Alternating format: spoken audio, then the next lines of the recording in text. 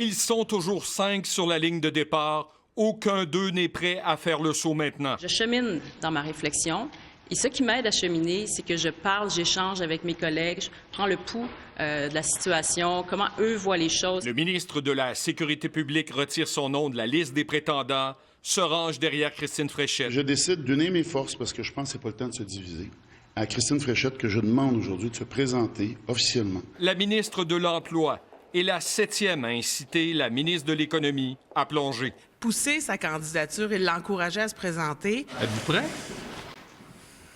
Je songe à me lancer parce que je pense que, oui, on a besoin d'une force nationaliste, une force politique nationaliste et économique au Québec. La réflexion du député de Lévis chemine. Il reçoit mercredi l'appui de l'aile jeunesse de la CAQ. Avec M. Drainville, on a la garantie puis la certitude que ses idées vont être claires, notamment sur le plan de la droite moderne, notamment au niveau de la laïcité. On aime beaucoup nos collègues de Montréal, mais peut-être que dans le passé, il y a beaucoup de décisions qui ont été prises à partir de Montréal. Puis je pense que ça va faire du bien d'avoir un chef qui vit en région. On sait qu'avec Bernard Drainville, il y aura un troisième lien entre Québec et Lévis. On a cette certitude-là. Le leader du gouvernement et ministre de la Justice prend pour la première fois la parole. Je souhaite vous informer que ma décision n'est pas prise, mais que je suis en sérieuse réflexion. 4 députés et 1 ministre rêvent de le voir à la tête de la coalition Avenir Québec. La précipitation,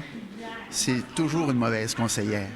Alors, on va connaître les règlements demain et puis on continue à réfléchir. François Bonnardel attend aussi les règles pour faire connaître ses intentions. Je ne serai pas candidat à la succession de notre premier ministre. Je ne vois pas de voie de passage par laquelle je pourrais gagner, tout simplement. Participer, c'est bien. Gagner, c'est encore mieux. Le grand argentier souhaite un réalignement idéologique. Les éléments clés du parti, le nationalisme, que moi, je souhaite plus inclusif, rassembleur. Tous les Québécois ne se reconnaissaient pas dans ce qu'on a proposé. Le premier ministre démissionnaire, cofondateur de la CAQ, affirme que sa troisième voie n'est pas en danger. La prospérité à l'intérieur du Canada, mais en allant chercher plus d'autonomie pour défendre notre langue, défendre nos valeurs. Donc, c'est encore plus à propos que jamais. Et puis, soyons clairs, là, je ne pense pas que le PQ soit un bon parti pour défendre notre économie actuellement. Puis je ne pense pas que le Parti libéral soit un bon parti pour défendre le français à Montréal. Pour moi, la troisième voie, c'est un incontournable démocratique au Québec. Il n'y a pas de profil parfait, hein? Les planètes s'alignent, 2 visions risquent de s'affronter, l'aile économique et l'aile plus nationaliste.